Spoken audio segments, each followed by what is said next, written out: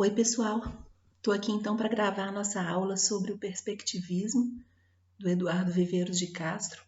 Esse é um momento bem delicado no nosso curso, difícil para nós, porque realmente essa ideia de perspectivismo que o Eduardo Viveiros de Castro vai tentar construir dentro do pensamento ocidental, mas com base numa inspiração indígena, é uma coisa que faz uma retorção no nosso pensamento, porque é um modo de pensar diferente daquele para o qual nós fomos preparados, educados, enfim, o modo pelo qual nós vemos pensando sempre, nós que fomos formados nessa tradição filosófica clássica do Ocidente.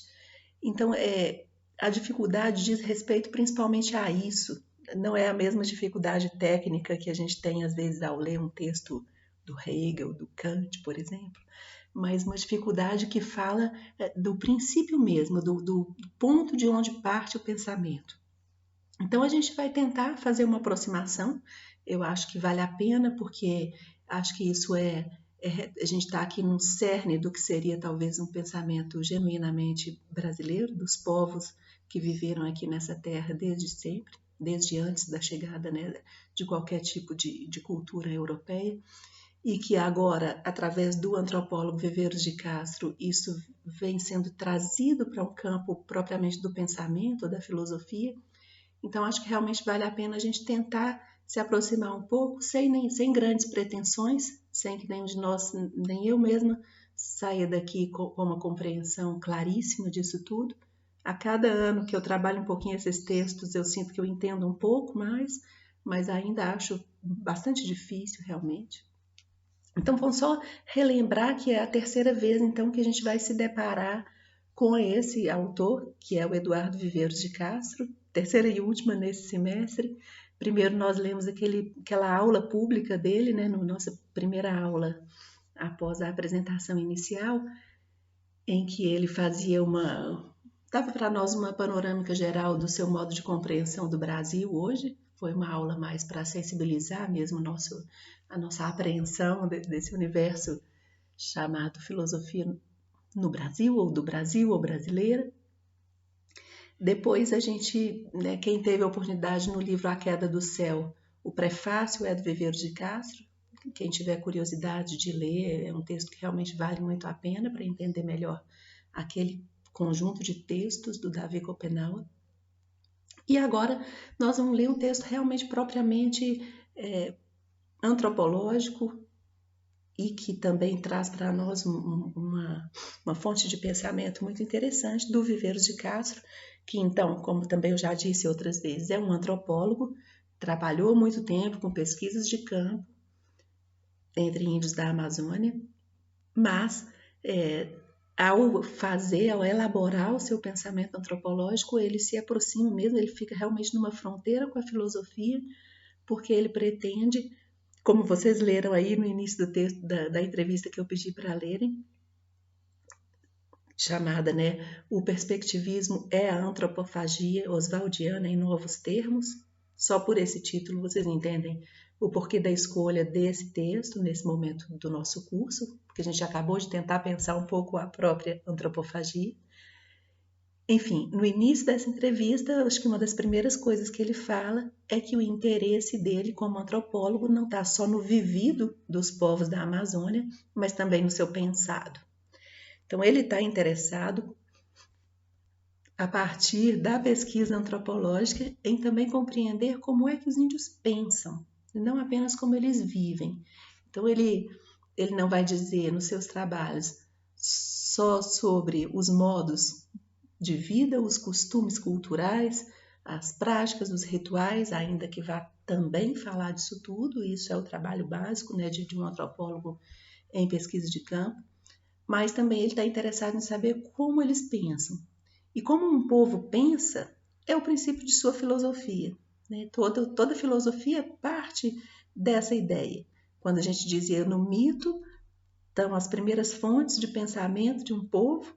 A nossa filosofia ocidental nasce assim também. Todo mundo estuda um pouquinho de mitologia grega antes de estudar os primeiros filósofos gregos, né? Então, os primeiros filósofos gregos estão ali assentados, né, alicerçados sobre os mitos, né, as primeiras ideias contidas já na mitologia grega.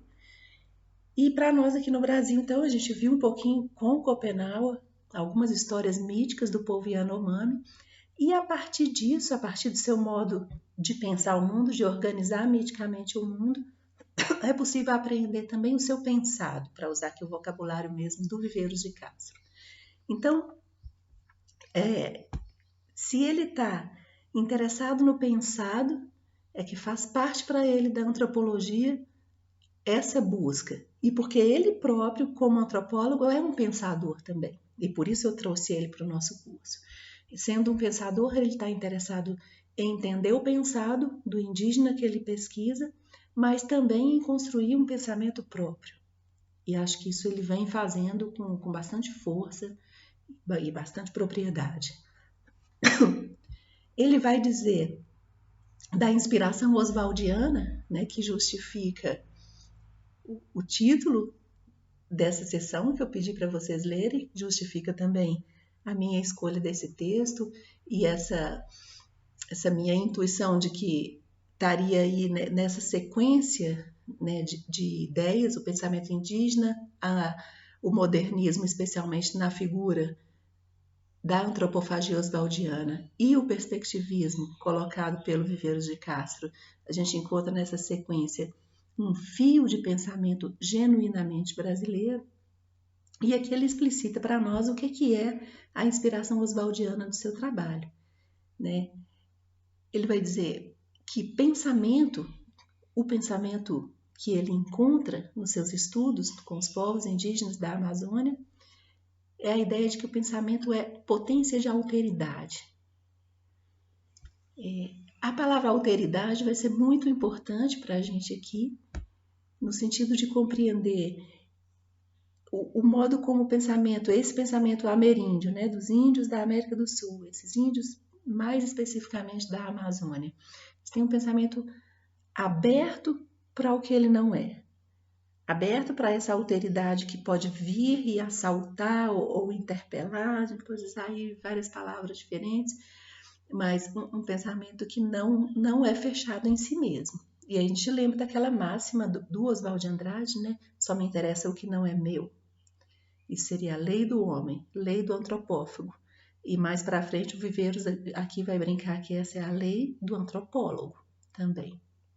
O interesse pelo que o próprio pesquisador não é e a busca daquela diferença colocada pelo pensamento outro, pelo olhar outro, pela compreensão outra do mundo. Ele diz também uma frase muito, muito boa para nós aqui, que é a aproximação do pensamento com o vivido, e aí ele afirma que viver é pensar. Se viver é pensar, ao estudar qualquer povo, qualquer cultura diferente, é preciso também buscar o seu pensado. Bom, esse pensado indígena, então, é esse pensamento que carrega em si uma potência de alteridade. Ele vai dizer, o pensamento índio afirma o outro, ele não nega o outro. E aí, quem leu vê que o próprio Viveiros coloca lá como que seria o seu amor por o que tem movido o seu próprio trabalho, vai dizer um amor exatamente a essa abertura ao outro, a essa afirmação do outro, e um não amor por qualquer tipo de pensamento que vise a eliminação ou a destruição do outro.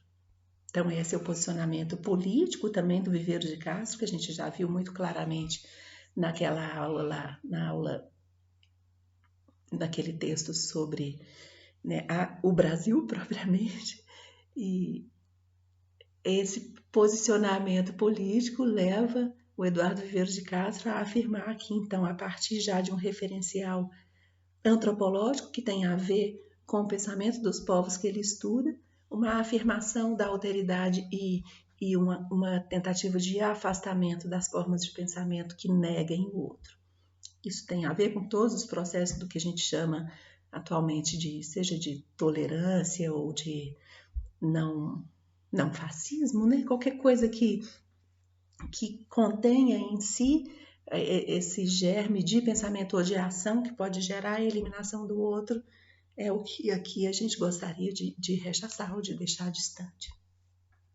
Então, essa posição do Viveiros, mas não é simplesmente uma posição dele próprio, é algo que ele, então, pensa, tem encontrado nessa matriz de pensamento indígena, que pela sua própria estruturação, alicerçada nos mitos, é já um pensamento que pelo seu próprio modo de se estruturar, se abre ao outro e afirma o outro. E garante, então, a existência do outro. E jamais vai pregar a sua eliminação. Lembra quando a gente falava dos próprios rituais antropofágicos, né? O próprio prisioneiro de guerra, aquele que foi vencido, ele é trazido para o ritual antropofágico porque se quer absorver e deixar viver, de alguma maneira, as suas boas qualidades. Ou seja, mesmo o inimigo vencido não é um inimigo para ser eliminado, mas para ser absorvido. Bom, isso parênteses para a gente não entrar tanto nessa questão aí da antropofagia literal. Faz parte, então, dessa base primeira aí, a ideia do viver é pensar, e aí ele vai dizer, o pensamento índio, então, afirma o outro. É isso que eu acabei de dizer. Todo ser vivente é um pensante. E aqui ele vai fazer um jogo mesmo com o nosso alicerce filosófico ocidental, clássico, que é o Descartes, né? Então, brincando com a ideia do penso, logo existo, o Viveiros de Castro vai dizer que, a partir do pensamento índio, a gente poderia fazer uma outra frase emblemática desse tipo e dizer: o outro existe, logo pensa. Veja que então a existência do outro é um pressuposto, não é algo que eu preciso provar. O outro está diante de mim, ele se coloca e o seu manifestar-se a mim já é a prova da sua existência. E o fato de que ele existe me leva a essa outra conclusão, que é a existência do seu pensamento. Se ele existe, ele pensa. O que existe, pensa. Veja que é uma radical afirmação do pensado na existência, que aqui a gente poderia dizer humana, e daqui a pouco a gente vai ver essa ideia do humano se estender, e isso é o que é mais difícil para nós de compreender nessas ideias todas. Então, essa afirmação do outro, né, esse outro que não sou eu, é a afirmação também de que há nele um outro pensamento. Um pensamento outro que se estrutura de um modo diferente do meu. E assim, Viveiros de Castro ainda brinca dizendo uma possível consequência disso seria a afirmação de que se eu penso, eu sou um outro. E isso nos abre para a realidade de pensar a alteridade colocada também na nossa interioridade. Isso é uma ideia que não é nada estranha para a psicologia, por exemplo, quando a gente pensa na ideia de inconsciente ou de regiões não claramente percebidas pela consciência humana. Então, o estranhamento, o outro estranho que vive em mim, é uma ideia que a gente consegue absorver bem. Quer dizer, pensamento e alteridade seriam coisas que se implicam mutuamente, né? Se há um outro, ele pensa. Se eu penso, há um outro em mim. Mas veja que essa ideia do outro, o outro interno, o outro em si mesmo, o Viveiros está colocando para nós como uma possível consequência desse pensamento. Não é nada que, de fato, o pensamento índio afirme claramente por si mesmo. Então, a gente começa a entrar um pouco mais nesse pensamento índio ou indígena aqui. E a gente chega numa afirmação assim, mais ou menos desse tipo. Todo vivente pode ser pensado como sujeito. E aqui na ideia de sujeito, que vai começar para nós um pouco uma complicação, né? E começa a ideia da perspectiva, vai aparecer para nós. E ele vai dizer o seguinte, então. Todo sujeito é sujeito de uma perspectiva. O sujeito, portanto, pertence a uma perspectiva. E, de outro modo, digo mais ou menos a mesma coisa, a perspectiva cria o sujeito. Veja, a gente não está dizendo que cada um de nós teria uma perspectiva ao olhar para o mundo, ao compreender o mundo. Não, é como se as perspectivas já tivessem colocadas na estrutura mesmo do mundo, quase que a gente pode dizer do universo, né, do cosmos, se a gente pensar isso como também uma cosmologia, e cada ser que vive, que é um existente, ao se fazer sujeito, daqui a pouco a gente vai entender o que seria sujeito aqui. Esse sujeito é o sujeito de uma perspectiva, é como se ele se alinhasse, ele se coloca numa tal perspectiva. E é exatamente o fato de se colocar que faz com que ele seja um sujeito. A perspectiva o cria como sujeito. O sujeito é aquele que porta a atividade. Tá? Daqui a pouco a gente entende melhor. Todavia, e aqui a gente vai perceber como que a ideia de alteridade ela entra, se a gente já estava mais ou menos entendendo o outro como implicado no pensamento, mas aqui também nesse universo das ações e da percepção do que é um sujeito e do que é uma perspectiva, aparece a ideia de que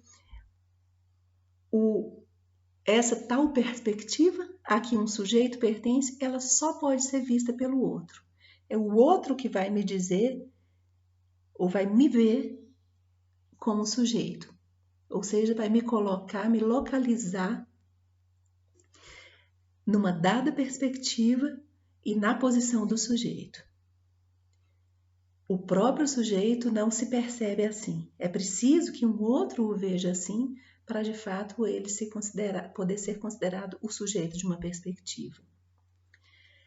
E agora, o grande detalhe. Nem tudo que existe, nem todo ser existente é sujeito de uma perspectiva. Mas qualquer ser existente pode ser sujeito de uma perspectiva. Ou seja, tudo pode ser sujeito, mas nem tudo é sujeito. E aí, agora, para a gente entender melhor o que está sendo chamado de sujeito, então, esse pensamento índio diz para nós que o sujeito de uma perspectiva é o humano, ou que eles chamam de gente, ou de pessoa. Ou seja, ser sujeito é ser humano. Então, o que vai ser entendido como humano, nessa perspectiva aqui, é aquilo que se torna ou se faz o sujeito de uma dada perspectiva e que só é dito humano, então, pelo olhar de um outro que o veja desse modo. Isso mostra para nós que não há um ponto de vista absoluto aqui. Não há nada, eu não posso definir o humano a partir de uma série de características ou de ideias que digam, isso forma o ser humano. Não, o humano, então, é algo que se define relativamente, relativo a um outro que vai me perceber como humano. Então, eu serei humana na medida que eu ocupar o lugar de sujeito de uma perspectiva e à medida que isso seja visto por um outro que vai me apontar, que vai me colocar nesse lugar do sujeito de uma perspectiva. Então, nisso a gente vê que esse lugar do sujeito ele é um lugar de devir, ele é um lugar de movimento. Se você é percebido como sujeito de uma perspectiva, isso não quer dizer que você é um sujeito sempre, que você é um humano sempre. Quer dizer que nesse tal momento em que foi percebido assim, você esteve no lugar do humano. Mas isso pode mudar. E desse lugar você pode cair para o lugar do não humano e voltar para esse lugar. Ou seja, isso coloca a gente na ideia da inconstância. Um livro muito conhecido do Viveiros de Castro se chama exatamente A Inconstância da Alma Selvagem. Está dizendo para nós que a humanidade não é algo estável e garantido. É alguma coisa que vem e pode ser perdida. A gente pode dizer assim, a vida então se movimenta ou transcorre nesse devir outro. No devir humano, no devir outro e no risco de perder a sua humanidade. Isso a gente vai ver daqui a pouco. Então, se não há uma perspectiva humana, há, porém, aquela que seria a melhor perspectiva, aquela que nós queremos ocupar, que é exatamente essa, a humana. Ser sujeito, então, é a melhor condição para uma pessoa como nós, para um ser como nós. Cair na perspectiva do não humano, ou ser visto na perspectiva do não humano, ou olhar o mundo por uma perspectiva não humana, é exatamente o tornar-se não humano, e isso seria adoecimento para nós, que somos esse ser, então, como que é próprio, propício a ocupar o lugar do humano. Sair desse lugar é para nós adoecimento e é o grande risco para esse pensamento, né? Se colocar como sujeito de uma perspectiva é algo que é visto no âmbito da sobrevivência mesmo de cada ser existente, porque ser tomado como não humano implica no risco, então, de ser visto como um objeto por um outro, que estaria, então, no lugar do sujeito, do humano, e isso implica aí o risco de ser pegado por esse outro, tomado ou devorado. Então, esse é o grande problema que o Viveiros de Castro vai dizer para nós, que é um problema prático, mas é também um problema metafísico indígena, que é a grande luta para evitar ser capturado por uma perspectiva não humana, uma perspectiva que seja alheia à humanidade própria desse ser que está por ser capturado, que está aí, então, tornado um objeto comível por esse outro que se torna o humano, que vai colocar então o vivente na posição desse que foi tomado, capturado, ou seja, que teve a sua humanidade capturada pelo outro. Pelo outro ou pela essa outra forma de viver e de experienciar a humanidade. Então a gente percebe, o Viveiros de Castro vai dizer para nós que em toda essa problemática, todo esse panorama que mais ou menos a gente tentou compreender até aqui, tem um problema filosófico de fundo, que é a relação natureza-cultura. E aqui ele vai brincar um pouco com essas palavras no sentido de entender como é que nós, no Ocidente, temos pensado essa noção.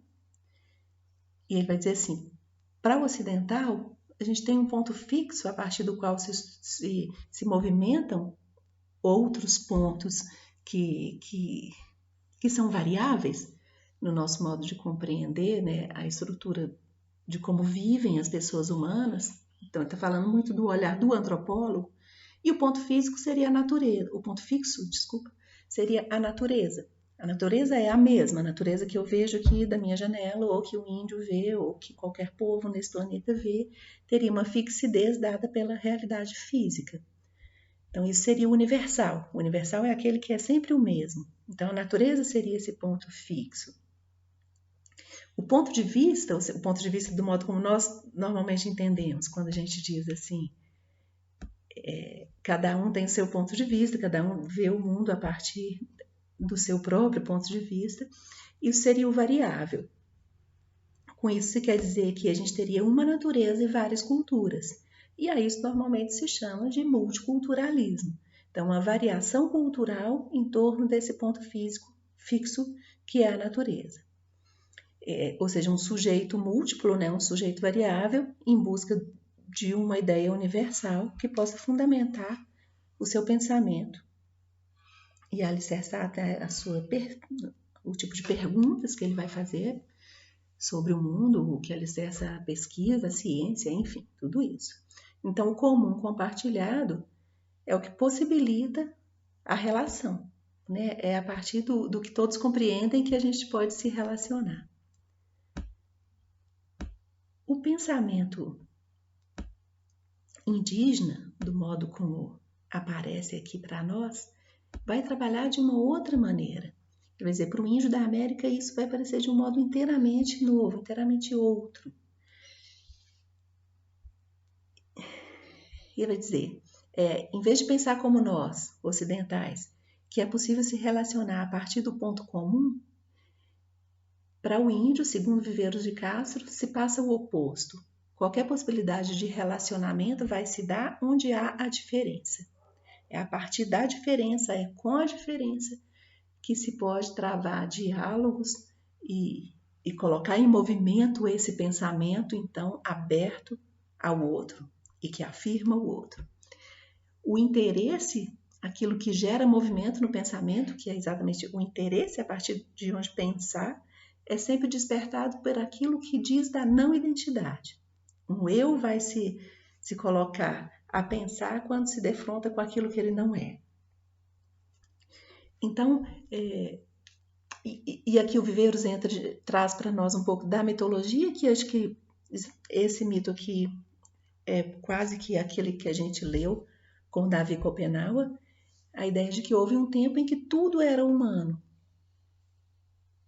Um tempo antigo, onde outros seres existiam, e esses seres, que eram todos humanos, foram se transformando em outras formas. Naquele mito lá do Davi, dizia que transformou-se tanto a ponto de todos se tornarem animais, e aí aquele mundo acabou. Aqui, o Viveiro está dizendo para nós de uma transformação em que boa parte desses seres que eram humanos se transformaram em outros seres. Isso explicaria a origem dos animais a partir de uma forma original que seria da humanidade universalizada para todos.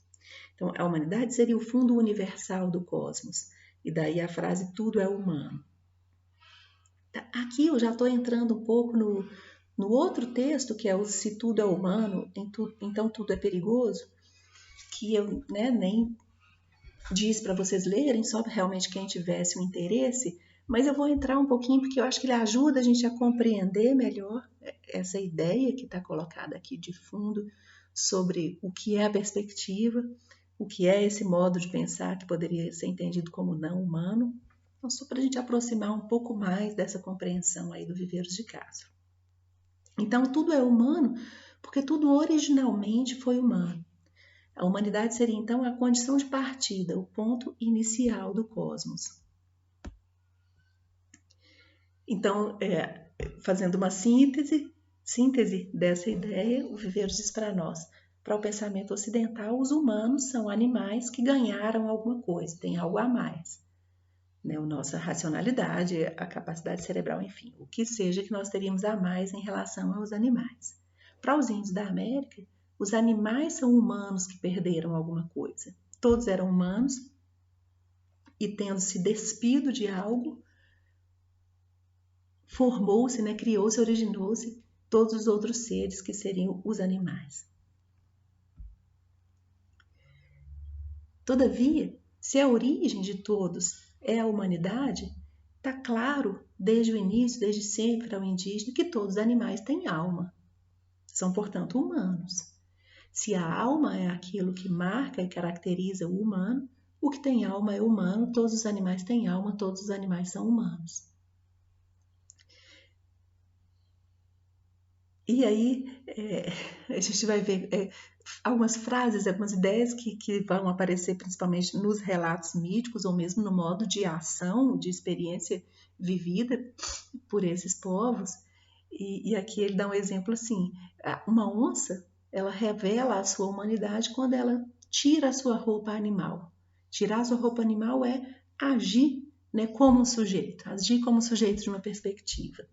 E aquele que ela se vê como humana, mais do que isso, Viveiros vai dizer para nós. Todo ser existente se vê como humano, no sentido de que se vê como aquele que é o sujeito da perspectiva.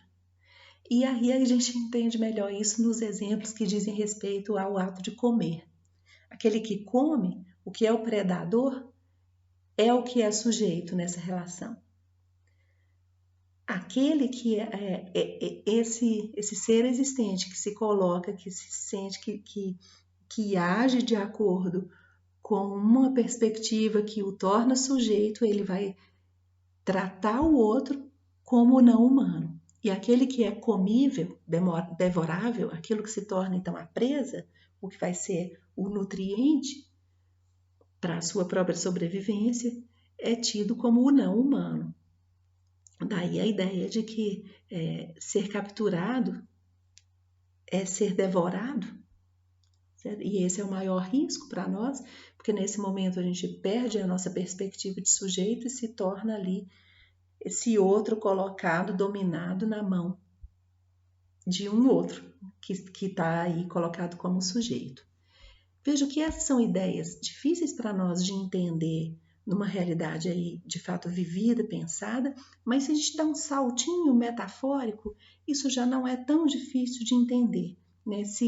Eu não sei se com isso a gente de alguma forma força um pouco os limites desse pensamento, mas pensar numa pessoa humana colocada, tomada por um outro como um objeto e sendo então dominada, tratada como se não fosse um sujeito, essa é uma ideia que a gente consegue absorver bem e perceber nas relações sociais, no modo como se estruturam mesmo as relações entre seres humanos.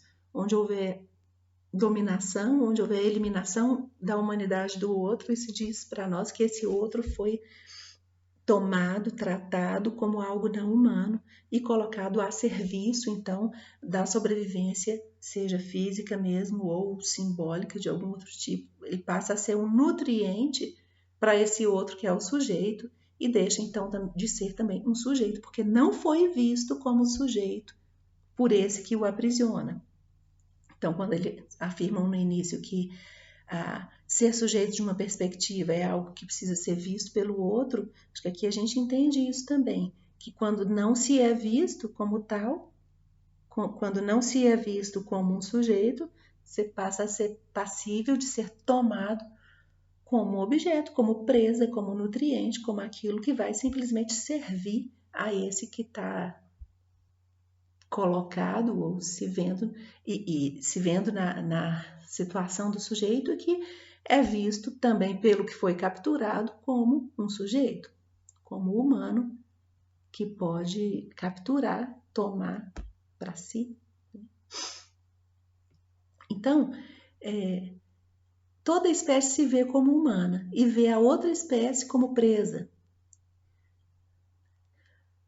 ou como predador. Se for a presa, se eu, como ser existente, pertencente a uma espécie, me coloco na posição do sujeito diante de um outro que aparece diante de mim, ou eu vou tentar capturá-lo e ele será minha presa, ou eu vou temê-lo, pressentindo que ele pode ser um predador e pode ser aquele que venha me destituir da minha posição de sujeito e, portanto, de humano. E com isso, a gente vai chegando à conclusão de que só há uma maneira de ver o mundo. Todas as espécies veem as coisas do mesmo modo, se veem como humanas. E o mundo é algo a ser comido ou algo que pode comê-las. Que é essa retorção, o que eu chamei de retorção de pensamento, que o Viveiros de Castro está tentando fazer a gente entender? Que não há uma variedade cultural nesse sentido. Todas as espécies se veem do mesmo modo, como o sujeito, como aquele que ou pode capturar o outro ou ser capturado pelo outro, que vai se tornar presa de um outro ou um predador do outro. Então, o que é universal aqui é o pensamento. É essa atitude cultural, esse modo de ver o movimento das coisas, o movimento do mundo, esse modo humano de pensar seria universal e seria pertencente, então, a todos os seres existentes. Então, o que muda não é o pensamento, o que muda é o mundo. O universal é o espírito e não o corpo. A diferença daquele pensamento, né, retratado aqui pelo Viveiros de Castro como nosso ocidental, em que o imutável é a natureza, o mundo físico, e o que mudaria seria o pensamento, ele está dizendo que para o pensamento índio, não. O pensamento é o universal e o mundo, a natureza, é que muda. O ponto de vista é universal, a natureza é múltipla. Então, a gente teria uma cultura e várias naturezas. E é isso que, então, Viveiros de Castro nos propõe chamar de multinaturalismo. E aí ele dá alguns exemplos, mostrando assim, a importância que tem para os povos indígenas, todos eles, da decoração do próprio corpo, de alterações que se colocam no corpo, do enfeite, da segurança da humanidade através de ações no corpo. E também é no corpo, é pelo modo de agir, pela colocação mesmo corporal de um indivíduo, de um existente, é que você pode perceber que ele está se tornando um outro. Que ele está um doente que, de repente, um índio que passa a agir como uma onça, que apresenta modos de onça, você desconfia, não, ele está adoecendo, ele está perdendo a sua humanidade. Ele está se tornando um outro. Se o outro é um dado evidente, a existência do outro está explícita para mim, está colocada para mim como dado evidente da realidade, a gente acrescenta aqui a ideia de que há uma instabilidade no eu e o risco sempre presente de que eu me torne outro. E se eu me tornar outro, eu estou me perdendo de mim e, portanto, estou adoecendo. Esse eu é instável exatamente porque eu dependo do modo como o outro me vê.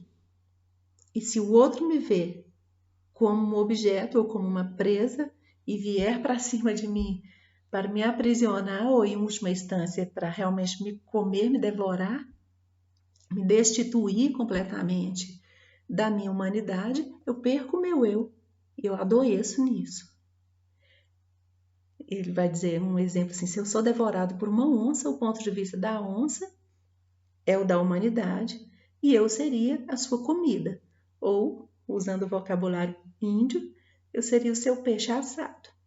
Então, todo existente se vê como aquele que vai comer e o que ele come é o peixe assado. Peixe assado aparece aqui porque seria a comida típica desses povos, a comida mais comum, e é assim que ele se vê também, ou que ele vê um humano quando é devorado, uma pessoa devorada por uma onça, se tornou o peixe assado daquela onça, que ali foi o humano.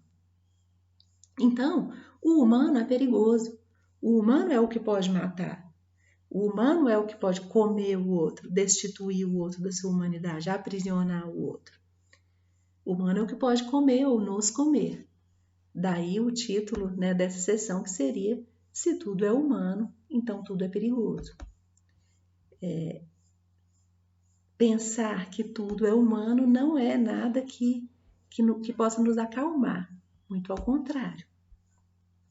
É algo que nos coloca em estado de alerta, na percepção de que pode aparecer aquele que venha me comer, e comer o ato perigoso. E o Viveiros acrescenta, um ato metafisicamente perigoso.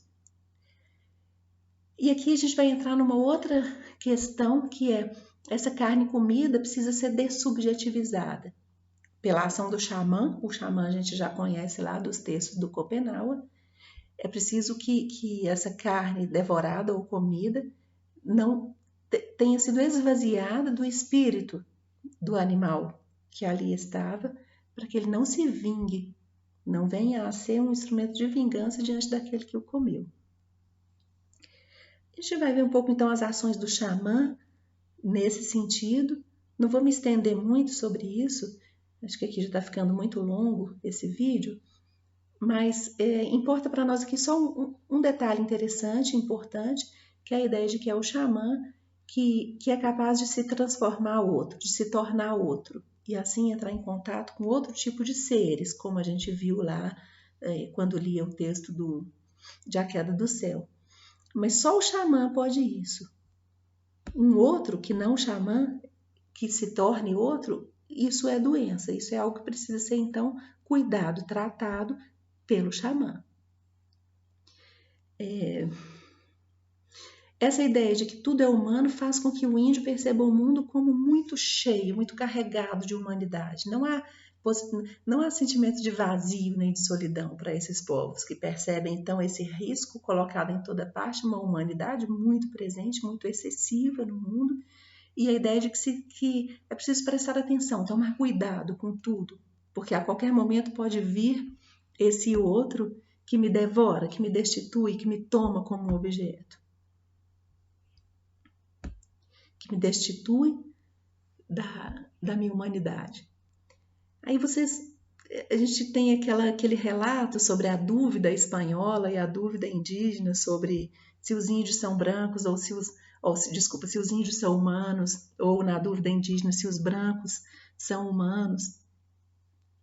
E também não vou aqui entrar muito em detalhes, vocês certamente leram lá e podem ver aí também no slide que eu preparei, mas o Viveiros de Castro chama a atenção que dessa historinha toda ele retém uma ideia muito interessante, é que o índio, para afirmar a humanidade do outro, precisa observar o seu corpo.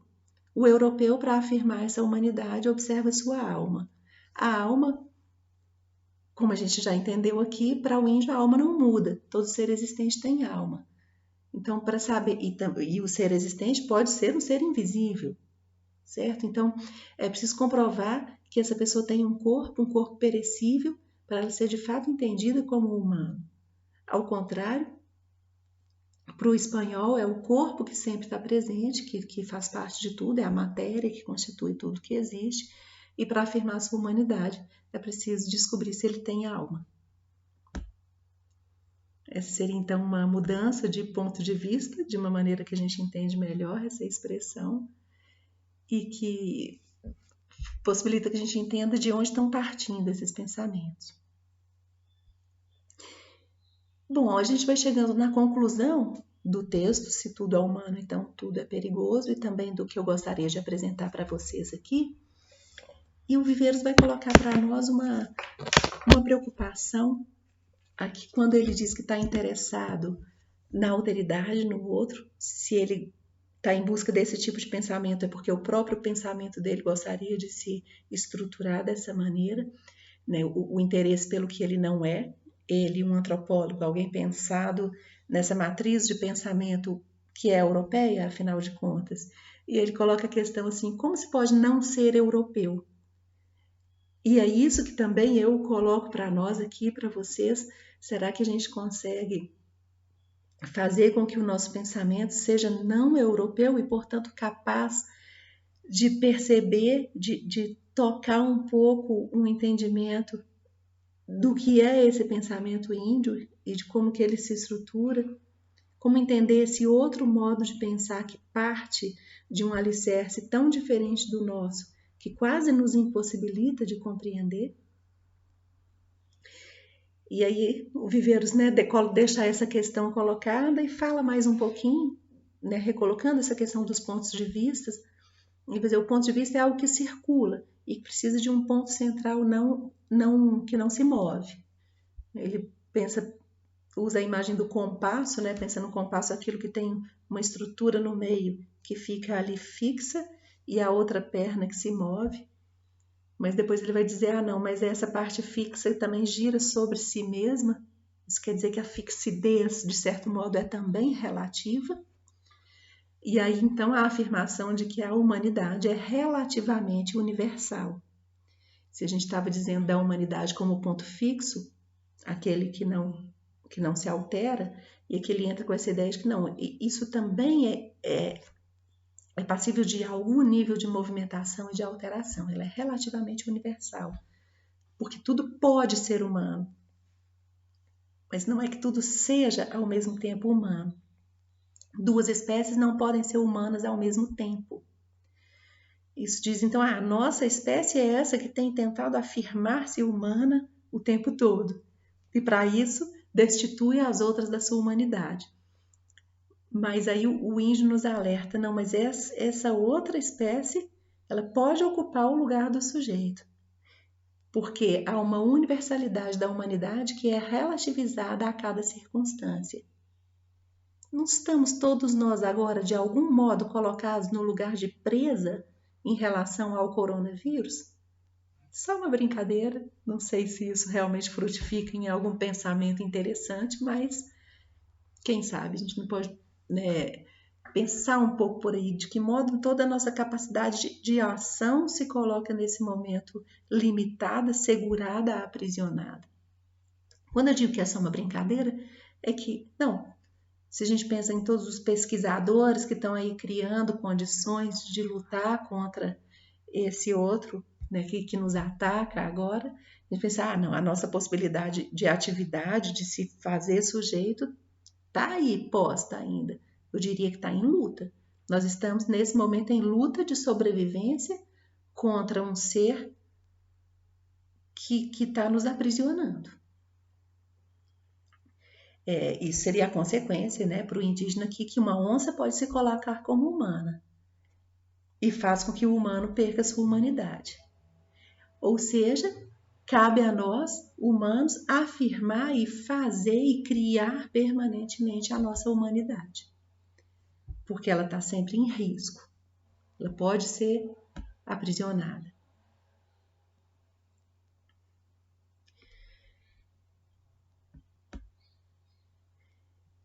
E aí a gente tem uma conclusão muito bonita, que o Viveiros de Castro diz assim, estou citando na página 113 do livro Encontros, que ele diz assim, é isso o animismo indígena, um permitir a tudo a possibilidade de reflexão. Então, se todo existente pensa, ou pode pensar, porque pode ocupar esse lugar do sujeito, numa perspectiva, está aberta, então, a possibilidade do pensamento, ou seja, da reflexão, para todo ser existente. Não é exclusividade nossa. No slide aqui, eu coloquei uma citaçãozinha de um conto da Clarice Lispector chamado A Menor Mulher do Mundo.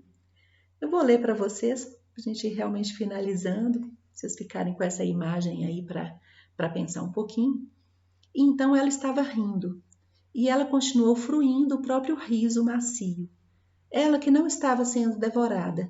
Não ser devorado é o sentimento mais perfeito. Não ser devorado é o objetivo secreto de toda uma vida. Enquanto ela não estava sendo comida, seu riso bestial era tão delicado como é delicada a alegria. Veja essa ideia colocada, né, assim, aqui imageticamente, ficcionalmente pela Clarice Lispector, nos põe, eu acho que exatamente nesse sentimento que as ideias do Viveiros de Castro, juntamente com o pensamento indígena, estava querendo trazer para nós, que o grande risco para a vida humana é ser devorado, é ser colocado nesse lugar do não humano. Pois bem, né, nas últimas lâminas aí, né, do PowerPoint, vocês vão ver um relatozinho que faz parte do livro A Inconstância da Alma Selvagem, do Viveiros de Castro, só para vocês entrarem um pouco mais no espírito, cada um lê, a gente pode comentar na quinta-feira, é um relato de uma história que virou notícia de jornal. Vocês vão ver ali como que o Viveiros trata essas questões realmente desse devir o outro presente sempre na perspectiva, na realidade indígena. Eu vou encerrando por aqui. Não se preocupem se não tiverem entendido, se estiver tudo muito obscuro, a gente vai tentar conversar um pouco na quinta-feira, mas é assim mesmo. Quem tiver um interesse maior por essas ideias, busque mais, leia mais, que aos pouquinhos a gente vai começar a penetrar um pouco nesse modo tão outro de pensar.